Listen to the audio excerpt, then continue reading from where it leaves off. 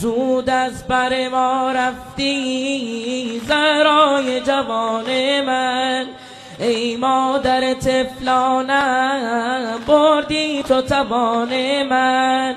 بی تو هرگز نخواهم زندگانی، رفتی و شد بهار من خزانی.